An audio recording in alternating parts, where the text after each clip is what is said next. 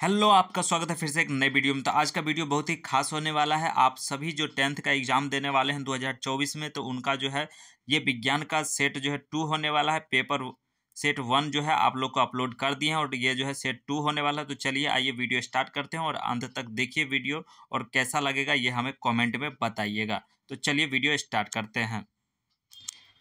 तो चलिए खंड अ को शुरू करते हैं और यहाँ पर जो है ऑब्जेक्टिव क्वेश्चन जो है देख लेते हैं सारा, और जो कुछ सब्जेक्टिव भी अंत में बता देंगे जिससे कि आपको एक आइडिया मिल जाए। ठीक है, उसका भी जो है सॉल्यूशन बता देंगे। तो चलिए शुरू करते हैं। यहाँ पर जो फर्स्ट क्वेश्चन देख सकते हैं, किस दर्पण की फोकस दूरी ऋणात्मक होती है? तो इसका जो है राइट आंसर क्या हो जाएगा? तो किस दर्पण का, तो सी जो है राइट आंसर हो जाएगा। उत्तल दर्पण का जो है ऋणात्मक होता है। उसके बाद चलिए सेकेंड नंबर क्वेश्चन, दर्पण की फोकस दूरी एफ और जो है वक्रता त्रिज्या यानी कि आर में जो है क्या संबंध है? तो इसका जो है संबंध बताना है। तो सी जो है इसका राइट आंसर हो जाएगा, एफ बराबर 2r। ओके, उसके बाद चलिए नेक्स्ट देख लेते हैं तीसरा नंबर क्वेश्चन, सामान्य दृष्टि के लिए स्पष्ट दृष्टि की न्यूनतम दूरी है। तो इसका जो है राइट आंसर क्या हो जाएगा? तो बी जो है इसका राइट आंसर हो जाएगा 25 सेंटीमीटर। आप लोग पढ़े होंगे तो आराम से इस सभी क्वेश्चन को जो है सॉल्व कर सकते हैं। तो अपने आप को आंकिए जो कितना आप लोग जो है सही कर पाते हैं। ठीक है, तो उसके बाद चलिए यहाँ पर देख लेते हैं 4 नंबर क्वेश्चन, श्वेत प्रकाश का कौन सा रंग किसी प्रिज्म से गुजरने के पश्चात झुकता है? तो आप लोग अगर जानते हैं तो बताइएगा, नहीं तो चलिए हम बताते हैं। 4 नंबर का जो है सी जो है लाल, इसका राइट आंसर हो जाएगा। उसके बाद चलिए नेक्स्ट, मानव आंख की रेटिना द्वारा बनाई गई छवि होती है। तो इसका जो है राइट आंसर क्या हो जाएगा? तो पांचवा का राइट आंसर हो जाएगा आपका बी, वास्तविक और जो है उल्टा होता है। ठीक है, यानी कि उल्टा बनता है तभी तो जो है सीधा हम लोग देख पाते हैं। ओके, उसके बाद चलिए नेक्स्ट 6 नंबर क्वेश्चन, आकाश का रंग नीला प्रतीत होता है। तो क्यों नीला प्रतीत होता है? अगर आप लोग पढ़े होंगे तो इस क्वेश्चन को पहले देख लीजिए जो आप सही कर पाते हैं या नहीं। तो चलिए हम बताते हैं। 6 नंबर क्वेश्चन का राइट आंसर आपका हो जाएगा बी। ठीक है, प्रकाश के प्रकीर्णन के कारण जो है आकाश जो है नीला प्रतीत होता है। ओके, उसके बाद चलिए नेक्स्ट 7 नंबर क्वेश्चन देखेंगे, किसी दर्पण से वस्तु का जो है प्रतिबिंब बड़ा बनता है।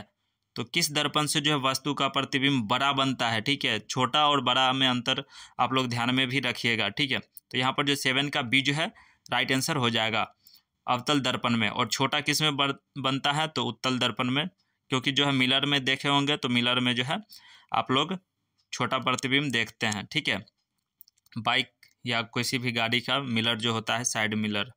ठीक है, उसके बाद चलिए नेक्स्ट, निम्नलिखित में से कौन सा लेंस निकट दृष्टि दोष को ठीक करने के लिए जो है उपयोग किया जाता है? तो यहाँ पर जो है इससे रिलेटेड एक ना एक क्वेश्चन निश्चित रूप से पूछे जाएंगे, ये कन्फर्म है। ठीक है, तो आप सभी इसका आंसर जानते हैं, नहीं जानते हैं तो हम बताते हैं। ठीक है, तो 8 का जो है राइट आंसर सी हो जाएगा, अवतल लेंस। ओके, अवतल लेंस। उसके बाद चलिए नेक्स्ट, तो 9वां नंबर क्वेश्चन देख सकते हैं, निम्नांकित में से कौन सा उपकरण विद्युत धारा की उपस्थिति दर्शाता है? तो इसका जो है राइट आंसर हो जाएगा आपका ए। ठीक है, ये जो है राइट आंसर हो जाएगा, गैल्वेनोमीटर। उसके बाद चलिए नेक्स्ट, दाएं हाथ के जो है अंगूठे के नियम को जो है किसने प्रतिपादन किया था? तो ये जो है आप लोग आराम से जानते होंगे, बुक पढ़े होंगे एक बार तो आराम से इस क्वेश्चन का आंसर आप लोग को याद होगा। अगर नहीं है तो देख लीजिए क्या इसका राइट आंसर हो जाएगा। तो यहाँ पर जो है 10 का राइट आंसर आपका हो जाएगा बी, फ्लेमिंग का जो है दाएं हाथ का नियम। ठीक है, उसके बाद चलिए यहाँ पर देख लेते हैं, विभवांतर का जो है एसआई मात्रक होता है। तो एसआई मात्रक से भी जो है एक ना एक क्वेश्चन जरूर पूछा जाएगा, चाहे आप किसी का भी जो है एसआई मात्रक पूछ लिया जाएगा। तो यहाँ पर जो है विभवांतर का देख सकते हैं, तो विभवांतर का क्या हो जाएगा राइट आंसर? तो 11 का जो है ए राइट आंसर होगा, वोल्ट। ठीक है, उसके बाद चलिए नेक्स्ट, निम्नलिखित में से किसे संयोजन द्वारा जो है प्रतिरोध का मान बढ़ता है? तो इसका जो है राइट आंसर क्या हो जाएगा? 12 का जो है ये जो है राइट आंसर हो जाएगा श्रेणी क्रम में। उसके बाद चलिए नेक्स्ट 13 नंबर क्वेश्चन देखेंगे, चुंबकीय बल रेखा की जो है प्रकृति होती है। तो इसका जो है राइट आंसर क्या हो जाएगा 13 का? ये जो है इसका राइट आंसर हो जाएगा, काल्पनिक होता है। ठीक है, चुंबकीय बल रेखा की जो है प्रकृति होती है काल्पनिक होती है। उसके बाद चलिए नेक्स्ट, 1 किलोवाट घंटा किसके बराबर होता है? तो 1 किलोवाट घंटा किसके बराबर होता है? तो इसका जो है राइट आंसर आपका हो जाएगा सी। ठीक है, सी जो है राइट आंसर हो जाएगा। उसके बाद चलिए नेक्स्ट, नवीकरणीय ऊर्जा का स्रोत क्या है? तो नवीकरणीय ऊर्जा का स्रोत क्या है? तो 15 का जो है राइट आंसर आपका बी हो जाएगा, सौर्य ऊर्जा। ओके, उसके बाद चलिए नेक्स्ट, कौन सा लेंस अपसारित लेंस भी कहा जाता है? तो अपसारित लेंस कौन सा लेंस को कहा जाता है? तो आप लोग पढ़े भी होंगे, अगर बुक पढ़े होंगे ध्यान से तो इस क्वेश्चन का आंसर आपके दिमाग में आ गया होगा। चलिए, अगर आ गया है तो कंफर्म कर लीजिए। 16 का जो है राइट आंसर क्या हो जाएगा? तो ए इसका जो है राइट आंसर हो जाएगा, अवतल लेंस। ओके, उसके बाद चलिए नेक्स्ट, 17 नंबर क्वेश्चन, प्रकाश का जो है प्राथमिक वर्ण कौन है? तो इसका जो है राइट आंसर क्या हो जाएगा 17 का? तो 17 का जो है राइट आंसर आपका हो जाएगा डी। ठीक है, उपरोक्त सभी हो जाएगा, यानी कि जो है लाल, नीला, हरा, ये सभी जो है प्रकाश का प्राथमिक वर्ण है। ठीक है, उसके बाद चलिए नेक्स्ट 18 नंबर क्वेश्चन देखेंगे। तो आइए 18 नंबर देख लेते हैं, निम्नलिखित में से कौन सा नेत्र का रंगीन भाग होता है? तो यहाँ पर जो है राइट आंसर 18 का हो जाएगा आपका डी। ठीक है, आइरिस। उसके बाद जो है 1 HP बराबर होता है।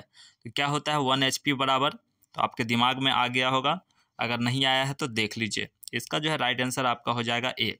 ठीक है, 746 वाट होता है। ओके, उसके बाद जो है यहाँ पर जो है विशालक शीशा होता है, तो इसका जो है मैग्नीफाइंग ग्लास है, तो इसका राइट आंसर क्या हो जाएगा? तो 20 का जो है राइट आंसर आपका हो जाएगा बी। ठीक है, उत्तल लेंस राइट आंसर हो जाएगा। उसके बाद चलिए 21 नंबर क्वेश्चन देखेंगे, जब किसी चाल तार से जो है विद्युत धारा प्रवाहित होती है तो गतिशील कण है, तो इसका जो है राइट आंसर क्या हो जाएगा? तो 21 का राइट आंसर डी हो जाएगा। ठीक है, इलेक्ट्रॉन। ओके, एम्पियर घंटा मात्रक है, तो यहाँ पर जो है एम्पियर का जो है मात्रक पूछा गया है, तो इसका जो है राइट आंसर क्या हो जाएगा? तो 22 का जो है राइट आंसर बी हो जाएगा, आवेश का। ओके, उसके बाद चलिए नेक्स्ट 23 नंबर क्वेश्चन देखेंगे, निम्नलिखित में से कौन सा मात्रक वाट के बराबर है? यानी कि जो है जिसे डब्ल्यू से डिनोट करते हैं, उसका जो है राइट आंसर क्या हो जाएगा? तो 23 का जो है राइट आंसर ए हो जाएगा। ठीक है, J/S। उसके बाद चलिए नेक्स्ट क्वेश्चन, विद्युत धारा का जो है मात्रक है, तो विद्युत धारा का क्या मात्रक है? तो आप लोग जानते भी होंगे, तो विद्युत धारा का क्या मात्रक है? तो राइट आंसर इसका हो जाएगा आपका ए, एम्पियर जो है विद्युत धारा का मात्रक है। ठीक है, तो इस तरह से जो है आप लोग जरूर याद रखिएगा, क्योंकि पूछ लिया जाएगा, किसी का ऐसा मात्रक जरूर पूछा जाएगा। उसके बाद चलिए, ग्लोबल वार्मिंग के लिए जो है उत्तरदायित्व गैस कौन है? तो इसमें जो ग्लोबल वार्मिंग के लिए जो है उत्तरदायित्व गैस कौन सा है? तो इसका राइट आंसर हो जाएगा आपका 25 का सी। ठीक है, CO2 जो है राइट आंसर हो जाएगा। उसके बाद चलिए यहाँ पर जो है 26 नंबर, शरीर में भोजन का पाचन किस प्रकार की अभिक्रिया है? तो शरीर में जो हम लोग भोजन पचता है, तो ये जो है किस प्रकार की अभिक्रिया के कारण जो है पचता है? तो इसका जो है 26 का राइट आंसर हो जाएगा आपका जो है डी। ठीक है, अपचयन के कारण। ओके, उसके बाद चलिए नेक्स्ट, काली चूना पर जो है जब जल डाला जाता है तब अभिक्रिया होती है, तो ये जो है कौन सी अभिक्रिया होती है? तो इसका जो है राइट आंसर हो जाएगा आपका 27 का ए। ठीक है, ऊष्माक्षेपी अभिक्रिया होता है। ओके, उसके बाद चलिए नेक्स्ट, निम्नांकित में से कौन सबसे अधिक अभिक्रियाशील है? यानी कि कौन सबसे अधिक अभिक्रियाशील है? तो इसका जो है राइट आंसर हो जाएगा 28 का जो है ए राइट आंसर हो जाएगा, Cu यानी कि कॉपर। ओके, उसके बाद चलिए नेक्स्ट, चूना जल का जो है रासायनिक सूत्र है, तो रासायनिक सूत्र से रिलेटेड एक ना एक क्वेश्चन आप लोग को देखने को मिल जाएगा। चीनी का सूत्र पूछ लिया जाएगा या किसी तरह का जो है सूत्र पूछ लिया जाएगा, तो आप लोग याद जरूर रखिएगा। तो चलिए 29 का देख लेते हैं, यहाँ पर जो है ए राइट आंसर हो जाएगा, CaO।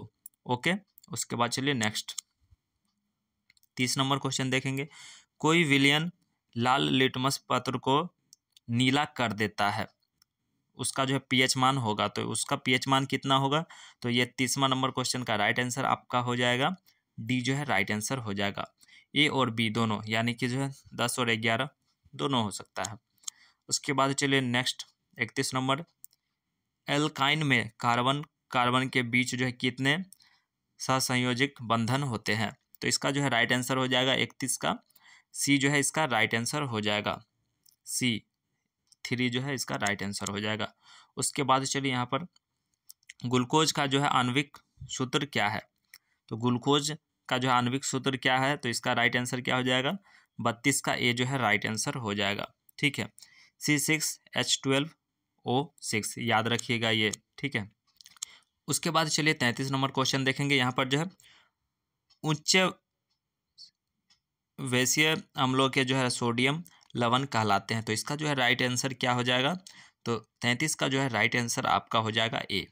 ठीक है, ये जो है इसका राइट आंसर हो जाएगा साबुन। ओके, उसके बाद चलिए नेक्स्ट, यहाँ पर देख सकते हैं CHO अभिक्रियाशील मूलक को कहते हैं। तो इसे जो है क्या कहते हैं? तो 34 का जो है राइट आंसर आपका हो जाएगा, ये जो है इसका राइट आंसर हो जाएगा एल्डिहाइड। ओके, उसके बाद चलिए नेक्स्ट, आवर्त श्रेणी के जो है किसी आवर्त में बाएं से दाएं जाने पर तत्वों की परमाणु त्रिज्या क्या होती है? परमाणु त्रिज्या क्या होती है? अगर नहीं जानते हैं तो जान लीजिए। इसका जो है राइट आंसर हो जाएगा आपका 35 का, ये जो है राइट आंसर होता है घटती है। ओके, यहाँ पर जो है बाएं से दाएं दाएं जाने पर उसकी जो परमाणु त्रिज्या घटती है। ओके, उसके बाद चलिए नेक्स्ट क्वेश्चन की ओर बढ़ेंगे। निम्नांकित तत्वों को उनके जो है अधातु गुण के अनुसार बढ़ते क्रम में सजाएं। तो यहाँ पर जो दिया गया है इसको जो है बढ़ते क्रम में सजाना है। तो यहाँ पर जो है ऑप्शन देख सकते हैं आप सभी। तो इसमें जो है राइट आंसर क्या हो जाएगा? तो 36 का जो है राइट आंसर आपका बी हो जाएगा। ठीक है, बी जो है राइट आंसर हो जाएगा। उसके बाद चलिए नेक्स्ट, सिलिकॉन का क्या है? तो इसका जो है राइट आंसर क्या हो जाएगा? 37 का राइट आंसर सी हो जाएगा, उपधातु है सिलिकॉन। ठीक है, उसके बाद चलिए नेक्स्ट, निम्नांकित में से कौन विद्युत धनात्मक तत्व है? तो इसका राइट आंसर क्या हो जाएगा? 38 का जो है राइट आंसर आपका हो जाएगा सी। ओके, Na जो है राइट आंसर हो जाएगा। उसके बाद चलिए नेक्स्ट, टहरी बांध का जो है निर्माण किस प्रदेश में किया गया है? तो इसका जो है राइट आंसर क्या हो जाएगा? तो 39 का जो है राइट आंसर आपका बी हो जाएगा। ओके, बी जो है उत्तराखंड। ठीक है, टहरी बांध जो है उत्तराखंड में प्रदेश में। उसके बाद चलिए नेक्स्ट, निम्नांकित में से किस धातु को जो है केरोसिन में डुबो कर रखते हैं? तो आप सभी जो है लैब अगर किए होंगे प्रैक्टिकल, तो उसमें जो आप लोगों को सर पढ़ाए होंगे, अगर नहीं पढ़ाए तो अभी याद रख लीजिए। ठीक है, केरोसिन में डुबा कर किसे रखा जाता है? तो यहाँ पर जो है राइट आंसर इसका हो जाएगा आपका 40 का बी, जो है सोडियम को जो है केरोसिन तेल में डुबा कर रखा जाता है। ओके, उसके बाद चलिए नेक्स्ट, अपमार्जक से बनाए जाते हैं। तो क्या बनाए जाते हैं? तो इसका जो है राइट आंसर हो जाएगा डी। ठीक है, उपयुक्त सभी, यानी कि उपयुक्त सभी बनाए जाते हैं। उसके बाद चलिए, सौर सेल में जो है किसका उपयोग होता है? तो सौर सेल जो बनता है उसमें किसका उपयोग होता है? तो इसका जो है राइट आंसर हो जाएगा 42 का जो है बी राइट आंसर हो जाएगा। ठीक है, सिलिकॉन। ओके, उसके बाद चलिए नेक्स्ट 43 नंबर क्वेश्चन देखेंगे। यहाँ पर जो है निम्नलिखित में से किसका उपयोग खाना बनाने वाले ईंधन में नहीं होता है? तो खाना बनाने वाले ईंधन में जो है नहीं होता है, ध्यान दीजिएगा। कभी कभी यहाँ पर होता है और कभी कभी पूछ लिया जाता है नहीं होता है। तो इसमें जो है काफ़ी लोग जल्दबाजी में गलती कर बैठते हैं, तो ऐसा गलती आप लोग मत कीजिएगा। ठीक है, कभी कभी हम भी कितना एग्जाम दिया तो उसमें 1-2 क्वेश्चन इस टाइप से गलती हो जाते थे हमसे भी। ठीक है, तो इसको जो है ध्यान में रखिएगा आप सभी। ओके, तो इसका जो है 43 का जो है राइट आंसर क्या हो जाएगा? तो इसका जो है ये राइट आंसर हो जाएगा। ठीक है, CNG। ठीक है, CNG का जो है उपयोग नहीं करते हैं। उसके बाद चलिए नेक्स्ट, यहाँ पर देख सकते हैं दिया गया है 2Cu प्लस O2 बराबर जो है 2Cu समीकरण दिया गया है। तो इसका जो है राइट आंसर क्या हो जाएगा? तो इसका राइट आंसर आपका हो जाएगा 44 का जो है ये राइट आंसर हो जाएगा, ऑक्सीकरण होगा। ठीक है, उसके बाद चलिए नेक्स्ट, यहाँ पर जो निम्नलिखित में से कौन सा समीकरण संतुलित नहीं है? देखिए यहाँ पर जो है संतुलित नहीं है, किसी में संतुलित करने का संतुलित है ये भी आ जाएगा, या किसी में जो फार्मूला दिया जाएगा उसको संतुलित करना रहेगा। तो ये जो है आप लोगों को शिक्षक बताए होंगे, तो उस हिसाब से देख लीजिएगा आप सभी जरूर। ठीक है, जैसे संतुलित करने के लिए फॉर एग्जांपल ऊपर वाला ही देख लीजिए। यहाँ पर जो है देखिए Cu और जो है O है।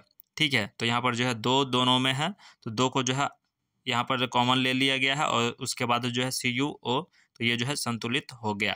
ठीक है, तो इसी तरह जो है आप लोग को जो है संतुलित करके, तो यहाँ पर देखिए संतुलित नहीं है, तो इसमें देख लीजिए संतुलित नहीं है, तो इसका जो है राइट आंसर क्या हो जाएगा? तो 45 का जो है राइट आंसर आपका हो जाएगा बी जो है ये जो है संतुलित नहीं है। ठीक है, ये जो है संतुलित नहीं है। ठीक है, तो ये जो है इसका राइट आंसर हो जाएगा। उसके बाद चलिए नेक्स्ट क्वेश्चन की ओर बढ़ेंगे। यहाँ पर जो है 46 नंबर, उदासीन विलयन का जो है पीएच मान होता है। विलयन का पीएच मान क्या हो जाएगा उदासीन का? तो राइट आंसर इसका हो जाएगा 46 का जो है ये राइट आंसर हो जाएगा 7। निम्नलिखित में से कौन सा जो है दुर्बल अम्ल है? तो इसका जो है राइट आंसर क्या हो जाएगा 47 का? तो सी जो है इसका राइट आंसर हो जाएगा CH3COOH। ओके, उसके बाद चलिए नेक्स्ट, यहाँ पर जो है कार्योलाइट अयस्क है, तो इसका जो है राइट आंसर क्या हो जाएगा 48 का जो है राइट आंसर आपका हो जाएगा डी। ठीक है, मैग्नीशियम का। ओके, उसके बाद चलिए नेक्स्ट, पोटासियम का जो है परमाणु संख्या है। तो पोटासियम का परमाणु संख्या क्या है? तो आप लोग जज कर लीजिए जो आप ये क्वेश्चन को बनाए या नहीं। पोटासियम का जो है परमाणु संख्या कितना होता है? तो देखिए 49 का जो है राइट आंसर आपका हो जाएगा 49 का जो है आपका सी राइट आंसर हो जाएगा। ठीक है, 19 जो है इसका पोटासियम का होता है। ओके, तो चलिए नेक्स्ट, फॉर्मिक अम्ल का जो है IUPAC नाम है, तो इसका जो है राइट आंसर क्या हो जाएगा? तो इसका जो है 50 का जो है राइट आंसर आपका हो जाएगा 50 का जो है राइट आंसर क्या हो जाएगा? तो ये जो है इसका राइट आंसर हो जाएगा मेथनोइक अम्ल। ठीक है, तो जो है IUPAC जो है नाम एक न एक का हो सकता है, पूछा भी जाएगा आगे। ठीक है, तो याद रखिएगा आप सभी। ठीक है, इथाइल अल्कोहल का जो है गुणसूत्र है, तो इथाइल अल्कोहल का जो है गुणसूत्र क्या है? तो इसका जो है सी राइट आंसर हो जाएगा C2H5OH। ओके, उसके बाद जो है अल्काइन कौन है? तो इसमें जो है अल्काइन कौन है? तो 52 का जो है राइट आंसर हो जाएगा आपका ए, C2H2 जो है अल्काइन है। उसके बाद चलिए चीनी का रासायनिक सूत्र, देखिए हम पहले भी जिक्र किए थे और अभी ऑप्शन में भी आ गया। चीनी का जो है रासायनिक सूत्र जो है क्या है, अभी भी याद रख लीजिए आप सभी। अगर कभी पढ़ते हैं तो कोई पूछ देगा चीनी का रासायनिक सूत्र बताओ, तो आप जो है याद रखेंगे तब तो बता पाएंगे ना। तो इसका जो है रासायनिक सूत्र क्या है, याद है तो अच्छी बात है, नहीं याद है तो अभी जो है याद कर लीजिएगा। तो 53 का जो है बी राइट आंसर हो जाएगा। देखिए C12 और जो है H22 और O11 जो है चीनी का रासायनिक सूत्र होता है। बहुत ही ईजी है, C12 H22 और O11। ठीक है, यहाँ पर जो है 12 22 11 ध्यान में रखेंगे तो आराम से जो है आप चीनी का सूत्र याद रख सकते हैं। ओके, तो चलिए आशा है कि आप जो है गलती नहीं करेंगे जब भी आएगा क्वेश्चन में। तो उसके बाद चलिए यहाँ पर देख लेते हैं, एसिटिलीन में कार्बन के बीच जो है संयोजक बंधन की संख्या है, तो इसका जो है राइट आंसर क्या हो जाएगा? तो 54 का जो है राइट आंसर आपका हो जाएगा D3। ओके, उसके बाद जो है श्वसन के अध्ययन के लिए जो है उपयोग किए जाने वाले बीज हैं, तो इसका राइट आंसर क्या हो जाएगा 55 का? तो इसका जो है बी राइट आंसर हो जाएगा। ठीक है, अंकुरित बीज। ओके, उसके बाद चलिए नेक्स्ट क्वेश्चन की ओर देखेंगे, मानव वक्र किस प्राणी का जो है एक हिस्सा है? तो यहाँ पर जो है राइट आंसर क्या हो जाएगा इसका? 56 का जो है राइट आंसर सी हो जाएगा। ठीक है, उत्सर्जन का। ओके, उसके बाद चलिए नेक्स्ट, पौधे में जो है जाइलम निम्नांकित में से किसके परिवहन के लिए जो है जिम्मेदार होता है? तो इसका जो है राइट आंसर क्या हो जाएगा? 57 का राइट आंसर ए हो जाएगा, पानी के लिए। ओके, तो चलिए नेक्स्ट क्वेश्चन की ओर बढ़ेंगे।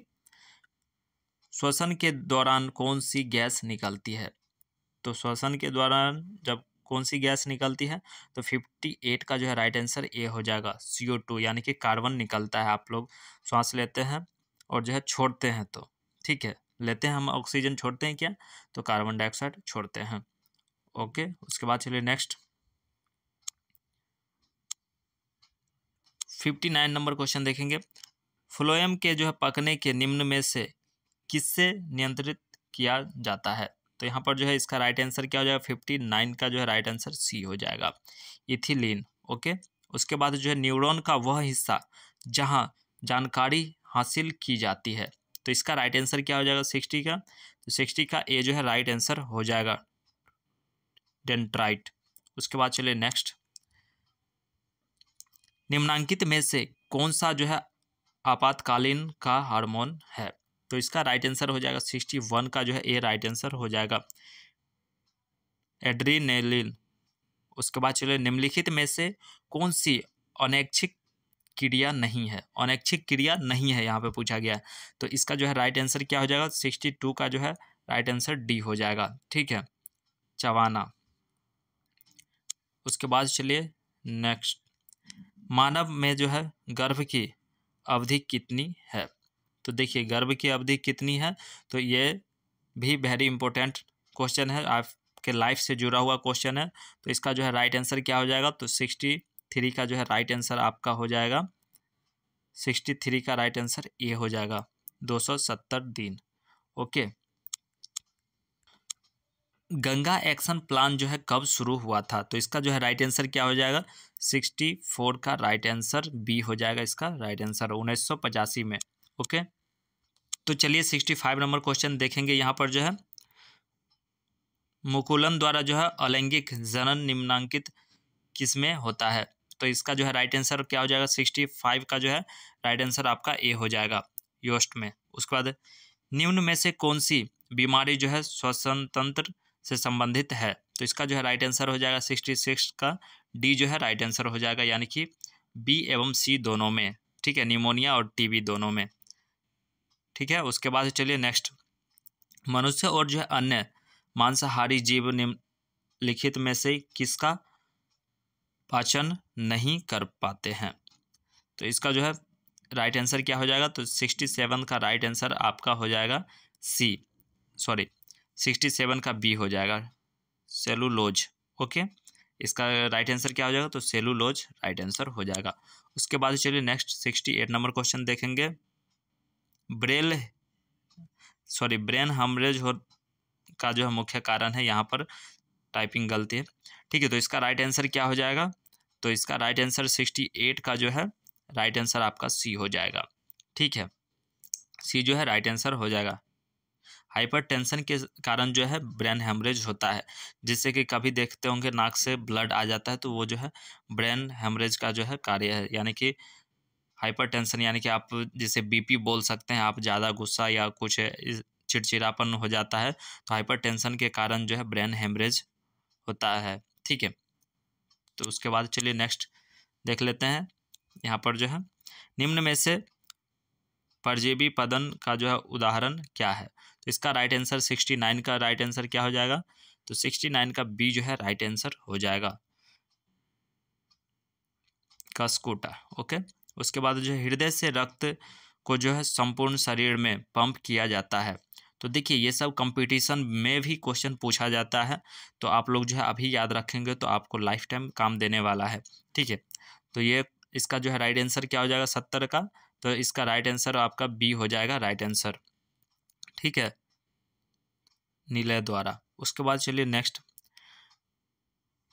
हाइड्रा और जो है अलैंगिक जनन की अवधि है, तो इसका राइट आंसर आपका हो जाएगा ए, ठीक है, 71 का जो है मुकुलन राइट आंसर हो जाएगा। उसके बाद चलिए 72 का जो है जनन संचारित रोग है, तो इसका राइट आंसर क्या हो जाएगा? डी जो है इसका राइट आंसर हो जाएगा। इनमें से सभी, एड्स भी है, गोनोरिया भी है और जो है सिफिलिस भी है, ठीक है, जनन संचारित रोग। उसके बाद चलिए नेक्स्ट क्वेश्चन, पुष्प का सबसे बाहरी भाग है, पुष्प का जो सबसे बाहरी भाग है वो क्या है? तो इसका जो है राइट आंसर आपका हो जाएगा ए, ठीक है, बाह्य दलपुंज। ओके, उसके बाद जो ब्लड समूह ए में कौन सा एंटीबॉडी होता है? तो ब्लड समूह ए में जो है कौन सा एंटीबॉडी होता है? तो इसका राइट आंसर हो जाएगा 70 का जो है राइट आंसर 74 का राइट आंसर क्या हो जाएगा? तो सी जो है इसका राइट आंसर हो जाएगा बी, ठीक है, एंटीबॉडी होता है। उसके बाद चलिए नेक्स्ट 75 नंबर क्वेश्चन देखेंगे, रक्त में ग्लूकोज की मात्रा निम्नलिखित में से कौन नहीं नियंत्रित करता है? तो इसका जो है राइट आंसर 75 का जो है हो जाएगा आपका सी जो है राइट आंसर हो जाएगा गैस्ट्रिन। उसके बाद चलिए नेक्स्ट, तो 76 नंबर क्वेश्चन देख सकते हैं, पादप वृद्धि हार्मोन है, तो इसका राइट आंसर क्या हो जाएगा? 76 का ए जो है इसका राइट आंसर हो जाएगा जिबरेलिन। ओके, उसके बाद जो है हार्मोन, यहाँ पर जो है हार्मोन जो है सात्विक होता है, तो इसका राइट आंसर क्या हो जाएगा? 77 का, तो 77 का जो है राइट आंसर ए हो जाएगा, ठीक है, आंत ग्रंथि से, ठीक है। उसके बाद चलिए नेक्स्ट, यहाँ पर जो है मनुष्य के जो है मुख गुहार में कितने जोड़े लाल ग्रंथियां पाई जाती है? तो इसका राइट आंसर क्या हो जाएगा? 78 का जो है सी राइट आंसर हो जाएगा 3। ओके, उसके बाद चलिए नेक्स्ट, एंड्रोजेन है, तो इसका राइट आंसर क्या हो जाएगा? तो 79 का जो है राइट आंसर ए हो जाएगा, मेल हार्मोन है। ओके, उसके बाद देखिए मटर को अपने प्रयोग के लिए जो है किसने चुना था? तो मटर पे जो प्रयोग किया गया था, आप लोग पढ़े होंगे बुक तो याद भी होगा, और आप लोग इस क्वेश्चन का जवाब दिमाग में आ गया होगा, नहीं तो चलिए देख लीजिए, ये लास्ट क्वेश्चन है। तो इसका जो है 80 का राइट आंसर हो जाएगा आपका ए, मेंडल ने, ठीक है। तो आप लोग जो है देख लिए 80 क्वेश्चन, और इसी टाइप के क्वेश्चन जो है पूछे जाएंगे। उसके बाद जो है कुछ सब्जेक्टिव देख लीजिए, जिससे कि आपको एक आइडिया मिल जाए। तो यहाँ पर जो है 4 प्रश्न का जो उत्तर देना रहता है, ठीक है। तो आप सभी देख लीजिए यहाँ पर किस टाइप के जो है प्रश्न पूछे जाते हैं इसमें। ओके, तो चलिए यहाँ पर देख लीजिए, पहला क्या पूछा गया है, यहाँ पर प्रकाश के आवर्तन के नियमों को लिखें। तो यहाँ पर जो प्रकाश के आवर्तन के नियम को लिखना है, तो यहाँ पर दिया गया है आवर्तन के नियम, तो हम बोल देते हैं, आप लोग लिख लीजिएगा, नोट डाउन कर लीजिएगा, जिससे कि आपको एक हेल्प मिले एग्जाम में। ओके, तो यहाँ पर जो है प्रकाश के परावर्तन के 2 नियम है, आपतित किरण और जो है परावर्तित किरण, तथा जो है आपतित बिंदु पर डाला गया अभिलंब सभी एक ही समतल में होता है। तो दूसरा जो है आपतन का कोण बराबर परावर्तन का कोण। तो ये जो है आपका क्वेश्चन सॉल्व हो गया, ठीक है। और उसके बाद जो है यहाँ पर दिया गया है जल और शीशा का जो है अपवर्तनांक क्रमशः इतना दिया गया है, तथा 3/2 है, उनमें से जो है प्रत्येक में प्रकाश का गति ज्ञात करें। तो इस टाइप के क्वेश्चन जो है आप लोग देख लीजिएगा, V1/V2 पर जो है ये निकलेगा। ओके, तो आप लोग ध्यान में रखिएगा और इस टाइप के प्रश्न देख लीजिएगा। और यहाँ पर जो है पूछा गया प्रिज्म से होकर प्रकाश के आवर्तन का जो है किरण आरेख खींचें। तो ये जो है आरेख खींचना रहता है, तो आप लोग जो है प्रिज्म जब प्रैक्टिकल किए होंगे तो सर जरूर बताए होंगे। तो इस तरह से जो है प्रिज्म रहता है, ठीक है, और इसमें जो है इस तरह से मिला करके जो है खींचना रहता है। तो आप लोग जब किए होंगे तो आप लोग आराम से इस क्वेश्चन को सॉल्व कर सकते हैं, ठीक है। तो ये इस चीज़ को जो है ध्यान में रखिएगा, यहाँ पर जो है क्रॉस करता है, ऐसे क्रॉस करेगा, हम तो एक एग्जांपल समझा रहे थे। ओके, उसके बाद जो चलिए नेक्स्ट देख लेते हैं, यहाँ पर जो पूछा गया है जीवाश्म ईंधन क्या है और इनके 2 उदाहरण दीजिए। तो यहाँ पर जो है पूछा गया है जीवाश्म ईंधन, तो चलिए इसको भी बोल देते हैं, आप लोग जो है सुन लीजिएगा, याद रखिएगा, याद है तो अच्छी बात है। जीवाश्म ईंधन वैसे ईंधन जिनका निर्माण हजारों वर्ष पूर्व जीव जंतु एवं वनस्पतियों के मृदा के अंतर्गत दब जाने एवं कठोर बन जाने के कारण निर्माण होता है, उसे जो है जीवाश्म ईंधन कहते हैं, जैसे कोयला, डीजल, पेट्रोल इत्यादि। तो ये हो गया आपका जीवाश्म ईंधन का उदाहरण और परिभाषा दोनों। उसके बाद जो है यहाँ पर देख सकते हैं विद्युत विभव से आप क्या समझते हैं। तो यहाँ पर जो विद्युत विभव से आप क्या समझते हैं, तो चलिए इसको भी सॉल्व कर देते हैं। विद्युत विभव दे करके, और जब भी लिखिए क्वेश्चन तो पैराग्राफ जरूर दे करके लिखिएगा, स्पेस छोड़ करके लिखिएगा, चौथाई छोड़ करके लिखिएगा, और जितना अच्छे से लिखिएगा उतना अच्छा मार्क्स मिलता है। इस चीज़ को जो है ध्यान में रखिएगा आप सभी, ठीक है। तो चलिए इसका विद्युत विभव से आप क्या समझते हैं। किसी बिंदु पर विभव इकाई धन आवेश को जो है अनंत से उन बिंदु तक लाने के में जो है किए गए कार्य के बराबर होता है। तो ये जो है परिभाषा हो गया आप लोग का, तो ये क्लियर हो गया। उसके बाद देखिए फ्लेमिंग का जो है पिछले वाले में दाएं हस्त नियम था, यहाँ पर जो है वाम हस्त नियम यानी कि बाएं हाथ का नियम पूछा गया। तो फ्लेमिंग से रिलेटेड एक ना एक क्वेश्चन निश्चित रूप से पूछे जाएंगे, ये तो कन्फर्मेशन के हिसाब से याद कर लीजिएगा। ज़्यादा चांस है पूछे जाने का, कम चांस है नहीं आने का, लेकिन एक ना एक क्वेश्चन जरूर बनेगा, ऑब्जेक्टिव हो सब्जेक्टिव हो, लेकिन बनेगा ही बनेगा। तो यहाँ पर बाएं हस्त का नियम पूछा गया है। तो चलिए इसका भी जो है सॉल्यूशन आप लोग को बता देते हैं। अपने बाएं हाथ की जो है तर्जनी और जो है मध्यमा और अंगूठे को इस प्रकार फैलाएं कि वे एक दूसरे पर जो है लंबवत हो। यदि तर्जनी चुंबकीय क्षेत्र की दिशा और जो है मध्यमा विद्युत धारा की दिशा प्रदर्शित करे तो अंगूठा चालक की गति की दिशा को जो है और संकेत करेगा। तो ये जो है इतना ही परिभाषा है, और आप लोग जो है एग्जाम्पल के लिए अपने हाथ को जो है उस टाइप से कीजिएगा तो हो जाएगा। उसके बाद चलिए देख लेते हैं यहाँ पर जो है 7 नंबर क्वेश्चन। किसी चालक का प्रतिरोधक किन कारकों पर जो है निर्भर करता है। तो इसका जो है राइट आंसर हो जाएगा आपका लंबाई पर।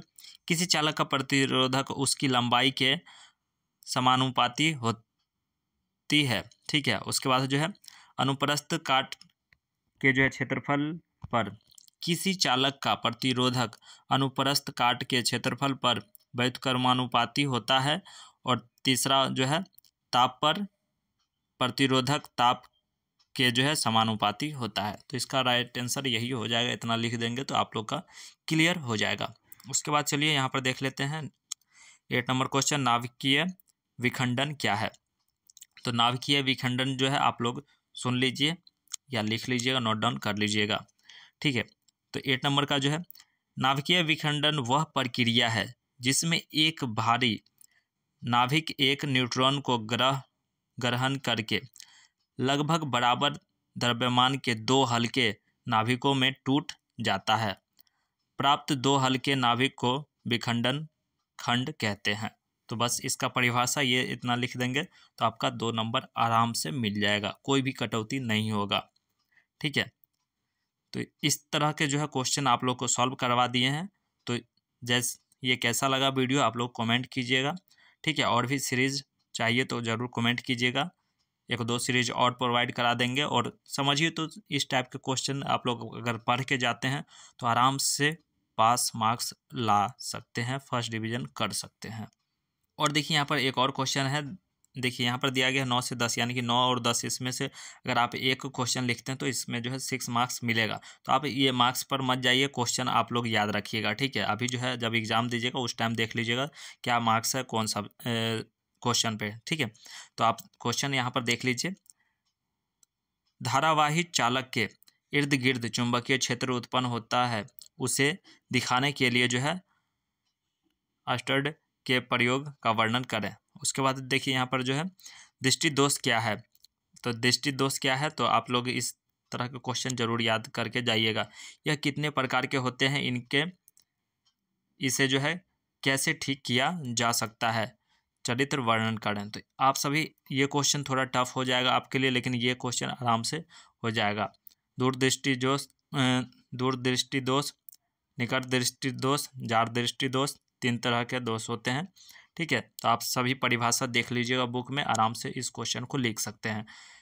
जैसे दूरदृष्टि दोष लिखना है तो जिसको दूर की वस्तु दिखाई देती है वो दूरदृष्टि दोष हो गया, निकट की वस्तु दिखाई देती है तो निकट दृष्टि दोष हो गया, और दूर और निकट दोनों के बीच की जो है वस्तु दिखाई देती है तो उसे जार दृष्टि दोष बोलते हैं।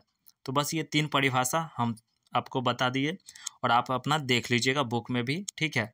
एक बोलचाल की भाषा में आपको समझा दिए, अगर ये याद कर लेते हैं तो आराम से ये क्वेश्चन आपको 6 नंबर दे करके जाएगा। तो खैर अभी नंबर मायने नहीं रखता है, जब आप एग्ज़ाम देंगे तो उस टाइम देख लीजिएगा, ठीक है। तो ये वीडियो कैसा लगा आप लोग कमेंट में बताइएगा। तो चलिए और भी सब्जेक्ट का जो है कोशिश करेंगे प्रोवाइड कराने का। तो वीडियो देखने के लिए बहुत बहुत धन्यवाद। Thanks for watching this video. जय हिंद, जय भारत।